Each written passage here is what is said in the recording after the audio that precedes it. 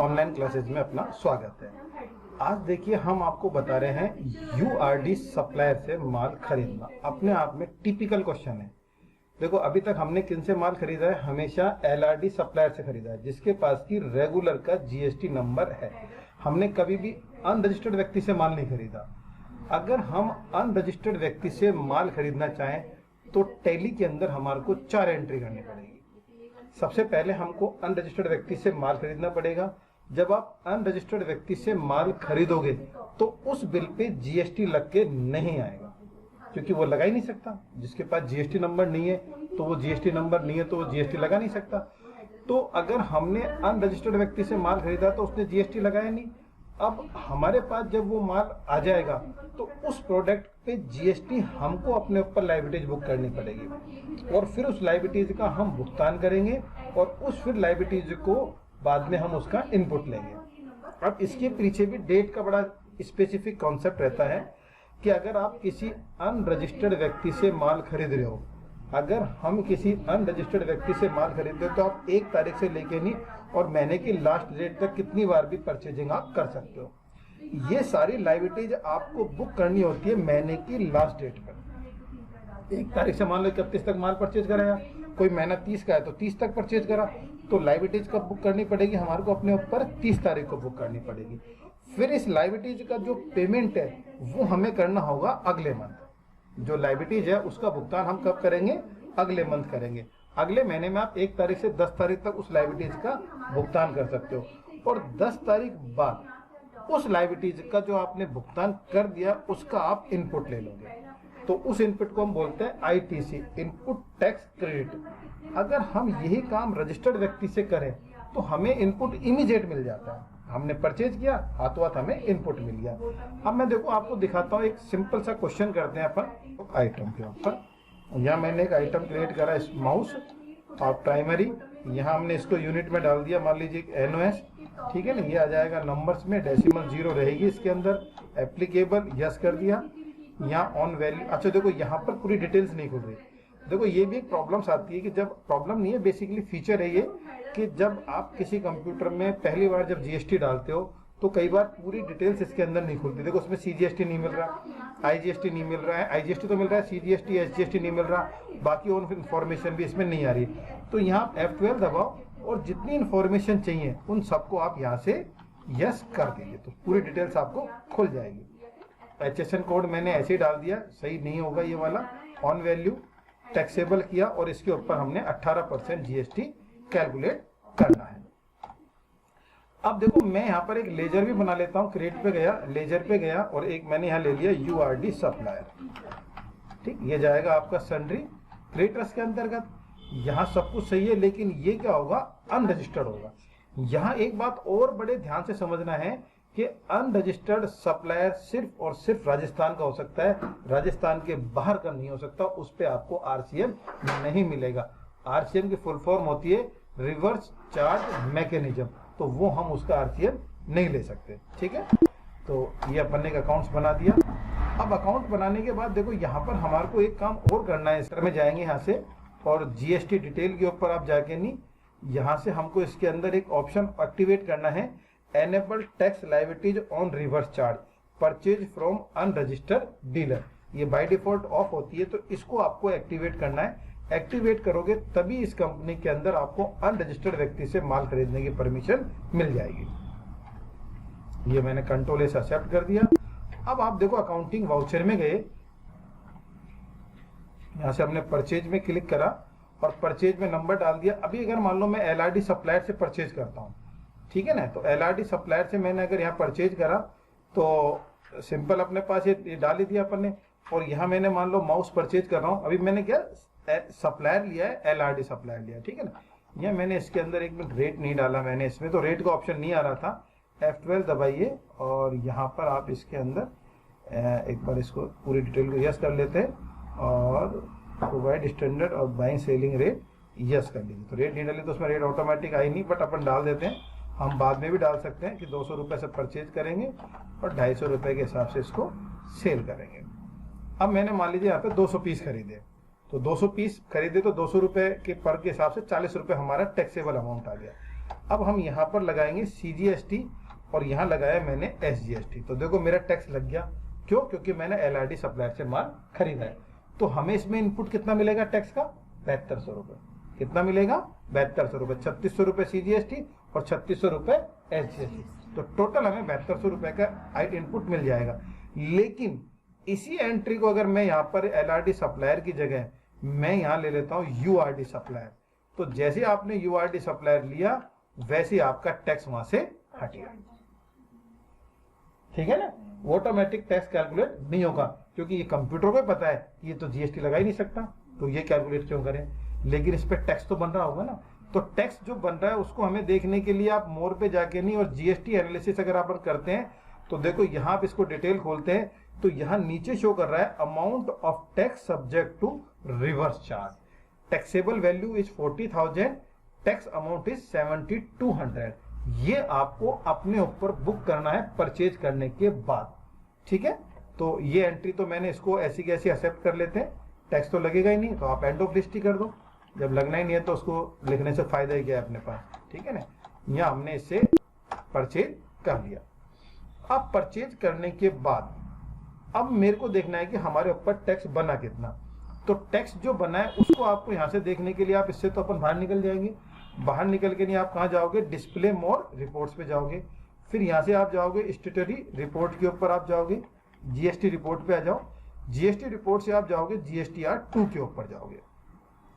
तो GSTR 2 पे जाओगे तो देखो नीचे नीचे ऑप्शन दे रखा है URD परचेज, कि बाकी जो रिटर्न्स आती हैं वो तो हमारे ऊपर आती हैं, लेकिन चूंकि अनरजिस्टर्ड से परचेज है तो वो शो कहाँ पे कर रहा है? हमारा नीचे शो कर रहा है। आप यहाँ भी देख सकते हो, reverse charge liabilities to be booked. इस लायबिलिटीज को आप अपने ऊपर बुक कीजिए। ओके, हमने एंटर प्रेस किया तो देखो यहाँ दिखा रहा है कि ये तो टोटल लायबिलिटीज है, इतनी आपने बुक कर रखी है और ये बैलेंस है। अभी स्थिति क्या है? एक ही लायबिलिटीज है, एक ही बैलेंस बच रही है। तो इसको हम जब बुक कर लेंगे तो ये लायबिलिटीज यहाँ आ जाएगी। इस ऑप्शन पे यहाँ आने के बाद आप क्लिक करोगे स्टेट एडजस्टमेंट के ऊपर। लायबिलिटीज बुक कहाँ होती है? यही बुक होगी। यहाँ आपने क्लिक करा, जैसे क्लिक करोगे तो ये ऑप्शन आएगा, इस पे आप स्पेस बार दबाना और इसमें से आप ले लेना increase of tax liability. Enter किया। अब देखो ये फिर समझदार कि इसने डेट ऑटोमेटिक मंथ की लास्ट की कर दी। जो मैंने आपको बताया था कि जो लायबिलिटीज बुक होती है मंथ की लास्ट डेट पर होती है, लेकिन अभी हमारा सॉफ्टवेयर तो एजुकेशनल है ना, तो हम तो लास्ट डेट लेंगे तो ये एंटर मारेंगे तो लेगा ही नहीं, क्योंकि अलाउड ही नहीं करता। तो मैं इस सॉफ्टवेयर के विरुद्ध कर जाके नहीं, और मैंने डेट क्या डाल दी इसमें 1/4 को बुक कर लेता हूँ मैं। ठीक है ना, जिस तारीख को मेरी लायबिलिटी चाहिए मैंने उसी तारीख को लायबिलिटीज को मैं मेरे ऊपर बुक कर रहा हूँ। अब जो मुझे लायबिलिटीज बुक करनी है तो उसके लिए मुझे एक लेजर अकाउंट बनाना पड़ेगा, टैक्स ऑन रिवर्स चार्ज। तो यहाँ ऑल्ट C दबाया आपने, या क्रिएट कर लीजिए आप यहाँ से, और एक अकाउंट बना दिया आपने tax on reverse charge account. ठीक है, ये आपका जाएगा करंट एसेट्स के अंतर्गत, क्योंकि इस पैसे को हमें बाद में वापस लेना है। तो इसको हम करंट एसेट्स में डाल देते हैं और एक्सेप्ट कर लिया। और कुल लायबिलिटीज कितनी हमारी? 7200 रुपए। अब ये 7200 रुपए कैसे कैसे? CGST तो कितनी है? 9% टैक्स है और 40,000 रुपए टैक्सेबल वैल्यू है। देखी थी ना अपन ने, 9% 18% था तो CGST में वो आ गया। 200 पीस खरीदे, 200 का रेट लगाया तो मल्टीप्लाई करके नहीं 40,000 हो गया। तो अब यहाँ कितना रुपए लिखेंगे हम इसमें? 3600 रुपए। फिर इसमें आप लिख दोगे SGST 9% टैक्सेबल वैल्यू 3600 रुपए। ठीक, इसको आप प्रोवाइड GST डिटेल को यस कर देना, यहाँ से इसको गुड्स कर देना, और ये लायबिलिटीज हमारी बुक, तो वहां से उठ के नहीं ये यहाँ पर आ गया। ठीक है, दूसरा स्टेप कंप्लीट। अब आप देखते जाओ, क्योंकि अगर हम रजिस्टर्ड व्यक्ति से माल खरीदते तो सिंगल एंट्री, जो मैंने शुरू में की थी। अनरजिस्टर्ड से खरीदने की गलती, उसका पनिशमेंट, इतनी एंट्री करके चलो। ठीक है ना, अब हमें इसको ध्यान भी रखना है कि हमने एनालिसिस कर दिया, लेकिन कुछ ऐसी एंट्रीज होती है कि हमको RCM पे जाना ही पड़ता है। अभी आप किसी एडवोकेट से काम कराओ और उससे बिल लेके नहीं आओ, तो वो एडवोकेट आपको बिल तो दे देगा लेकिन उस पर GST लगा के नहीं देगा, क्योंकि एडवोकेट को एक रूल्स के तहत उसको रिबेट दी हुई है कि वो जो सर्विस चार्ज आपसे लेगा उसका अगर RCM आपको लेना है तो आप पे करोगे। टैक्स एडवोकेटों को GST नंबर लेने की जरूरत नहीं है। अब देखो मैंने लायबिलिटीज बुक कर ली, अब मैं वापस बाहर आ गया। बाहर आने के बाद फिर मैं वाउचर में जाऊंगा, वाउचर एंट्री के अंदर, और अब मैं इसका भुगतान करूंगा। तो भुगतान मुझे कब करना है? अगले महीने की 1 तारीख को। अभी चलो हम यही 1 तारीख में कर देते, क्योंकि वैसे तो गलत है, पर ध्यान अपन को रखना है कि जब ओरिजिनल सॉफ्टवेयर होता तो मैं इसको अगले महीने करता। अभी एजुकेशनल है तो मैं इसी महीने इसकी एंट्री कर रहा हूँ, ठीक है ना। तो मेरे को यहाँ पर भी किसमें जाना पड़ेगा, स्टेट एडजस्टमेंट के अंदर। या पेमेंट के लिए पेमेंट मत चले जाना, कहाँ जाओगे आप, पहले आप पेमेंट में, अगर आप पेमेंट में जाओगे ना तो फिर यहाँ पर ये इस तरह का खुल जाएगा। तो हमें पेमेंट में नहीं जाना है, हमें कहाँ जाना है इसके अंदर, स्टेट एडजस्टमेंट के अंदर। लेकिन अभी जो है रिवर्स चार्ज, ठीक है ना। तो अमाउंट अपन किस तरह से पेमेंट कर रहे हैं, कैश पेमेंट कर रहे हैं, और किस किस का पेमेंट कर रहे हैं हम यहाँ पर, CGST और कितना रुपया है यहाँ पे 3600 रुपए, SGST और यहाँ पर भी कितना रुपया है 3600 रुपए, ठीक।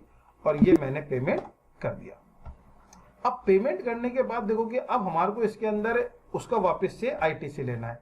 तो ITC लेने के लिए आपको जर्नल वाउचर में जाना है, और जर्नल वाउचर में जाके नहीं फिर आपको एडजस्टमेंट करना है। अब जो ITC हमें लेनी है ये लेंगे महीने की लास्ट में। ये कब ली जाती है, महीने की लास्ट में ली जाती है। अब यहाँ आपने फिर एडजस्टमेंट किया, जब जर्नल वाउचर आपने स्क्रीन पे रखा और फिर आपने स्टेट एडजस्टमेंट किया, पेमेंट वाउचर स्क्रीन पे रखा तब पेमेंट किया तो वो ऑप्शन खुला, जनरल वाउचर स्क्रीन पे रखा और फिर स्टेट एडजस्टमेंट किया तो आपके सामने ये स्क्रीन खुलेगी। यहाँ पे इसमें GST करोगे। अब यहाँ में क्या लेना है, increase of input tax credit. क्या लोगे आप यहाँ पर, increase of input tax credit, यानी कि हमको ITC इंक्रीज करनी है। क्यों करनी है, गलती कर दी भाई, परचेज फ्रॉम अनरजिस्टर्ड डीलर, इसकी वजह से इसको लेना है। अब यहाँ पर आपको वही लेना है, सबसे पहले टैक्स, वो बाद में लेंगे, नीचे लगाएगा। यहाँ पे लिया 9% और यहाँ पर टैक्सेबल वैल्यू आ गई 40,000 रुपए, और इसमें डाल दिया आपने 3600 रुपए। फिर वापस बाई करोगे, SGST 9%, यहाँ पर 3600 रुपए, और अब टैक्स ऑन रिवर्स चार्ज जिसको कि हमने पहली दूसरी एंट्री में डेबिट किया था उसको अब हम क्रेडिट कर देंगे, और वहां से वैल्यू हमारी हो गई है अब 0, और वो अमाउंट हमारा ITC के रूप में यहां मिल जाएगा, ठीक है। तो इस तरह से हमारे को हमारी ITC बढ़ गई। अब हम जब सेल करेंगे प्रोडक्ट तो फिर हम अगर देखो, अगर आपको यहाँ देखना चाहो ना, बैलेंस शीट में जाओ और ऑल्ट F1 दबाओ तो देखो यहाँ -7200 रुपये दिखा रहा है। माइनस दिखाने का मतलब है कि हमारी परचेज ज्यादा है और सेल कम है, और बिल्कुल सही बात है। अभी तो हमने परचेज ही किया है, सेल तो कुछ किया ही नहीं, तो पूरा 7200 रुपये हमारे पास टैक्स का पड़ा हुआ है हमारे पास, क्योंकि जब हम सेल करेंगे तो ये अमाउंट हमारा घटता जाएगा। अभी मैं मान लो कुछ प्रोडक्ट बेच देता हूँ तो उससे मेरे को GST मिलेगा, तो ये अमाउंट उसमें ऑटोमेटिक घटता चला जाएगा। और जब वैल्यू ये पॉजिटिव आ जाती है तो इसका मतलब GST आपके ऊपर ड्यू हो गया, वो आपको पे करना है। अभी भी मैंने GST पे करा है, लेकिन मैंने कौन सा पे करा है, जो मेरी लायबिलिटीज थी। और एक GST का पेमेंट होता है कि जो मेरी लायबिलिटीज नहीं है, जो मैंने सेल करके नहीं ज्यादा पैसा कमाया है और उस पर जो टैक्स बना है वो मुझे देना है। लेकिन यह शर्त रहती है कि वो टैक्स आपके परचेज में जो आप ऑलरेडी पे कर चुके हो उससे ज्यादा होना चाहिए।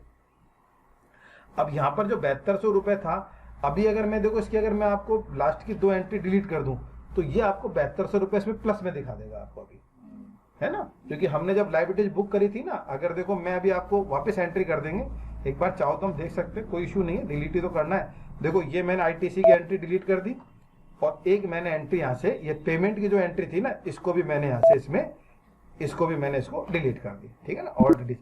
अब मैं अगर बैलेंस शीट पे जाऊं और ऑल्ट F1 दबाऊं तो 7200 रुपए आपको क्या दिखा रहा है, प्लस दिखा रहा है, क्योंकि अब वो लायबिलिटीज आपके ऊपर आ गई। कैसे, आप यहाँ पर भी देख सकते हो, एंटर करोगे तो CGST में दिखा रहा है 3600 रुपए और SGST दिखा रहा है 3600 रुपए। एंटर प्रेस करोगे तो ये आपको और डिटेल खोल देगा किस मंथ की है, और एंटर करोगे तो यहाँ पे पता लग गया कि ये रिवर्स चार्ज की एंट्री है, ठीक है ना। तो अब मैं इसको वापस लेता हूँ, मैं यहाँ से पेमेंट किया, पेमेंट वाउचर मैंने यहाँ पर इसके अंदर खोल रखा है, मैं चेंज मोड करके नहीं इसको डबल एंट्री ले लेते हैं, और यहाँ पर भी F12 दबा के नहीं मैं इंस्टेड ऑफ DRCR को वो कर लेता हूँ, थोड़ा सा आपको डेबिट क्रेडिट भी समझ में आ जाएगा।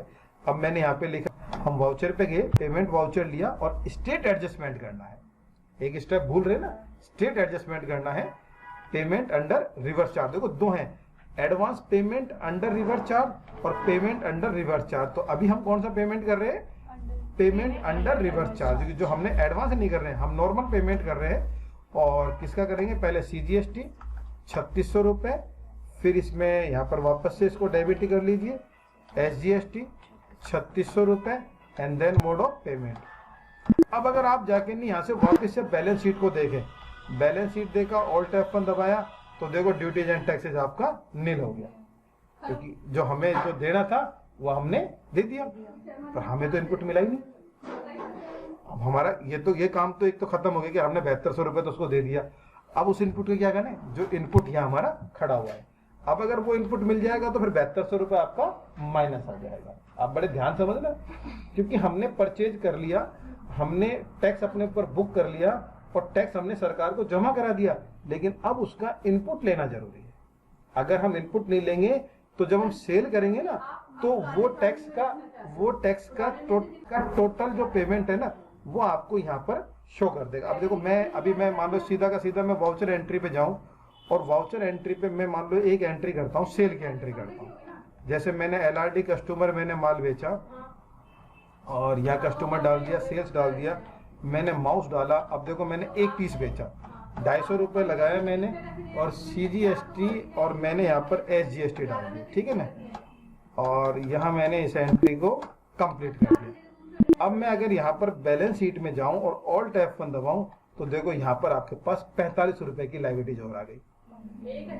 ये 45 रुपए की लायबिलिटीज हमारे ऊपर और बढ़ गई, और हम वो दे चुके, वो तो धर्म खाते गए।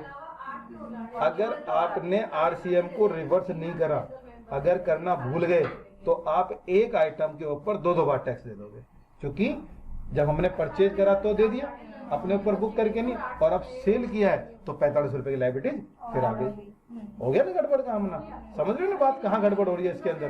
तो RCM के साथ ये जब 2017 में जब ये आया था ना, तो ऐसी गड़बड़े घर घर में हुई थी कि लोग बात क्या है कि RCM को पेमेंट तो कर देते थे, लेकिन पर वो वैसे भूल जाते थे इसके अंदर।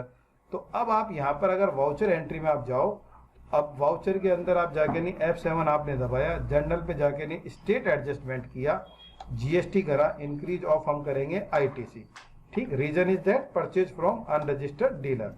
अब हम यहाँ लिखेंगे CGST 9%, 3600 रुपये, है ना, गलत कर दिया, 40,000 रुपये, ठीक, और यहाँ डालेंगे आप 3600 रुपये, फिर इसको डेबिट करेंगे SGST, सेम प्रोसेस, 3600 रुपये, tax on reverse charges, yes. और अब देखो, अब यहाँ आपको डेट पूछ रहा है कि आप इसके अंदर जो डेट है वो क्या है, तो हमारे पास वो तो हम डाल ही नहीं सकते, तो मजबूरी है कि इसमें 1/4 से 1/4 इसके अंदर हम डेट को फीडअप करेंगे। अब आप बैलेंस शीट को फिर देखिए, ऑल्ट F1 दबाओ, तो इसके अंदर अब आ गया 7,145 रुपये। अब पहले 7200 रुपये आया था, अब इतना कम क्यों आया है? क्योंकि हमने जो माल बेचा है ना, वो पैसा इसमें से और घट गया। अब हमारे पास ITC कितनी अवेलेबल है? 7,155 रुपए की। अभी इससे पहले एंट्री क्या दिखा रहा था कि 4500 रुपए सरकार को और दो, अब हमारे पास एंट्री क्या होगी कि 7,155 सरकार से लेने हैं। आगे समझ में? तो देखो, एक अनरजिस्टर्ड व्यक्ति से माल खरीदने के पीछे कितनी एंट्री है। ये है RCM reverse charge mechanism. Thanks to today classes. और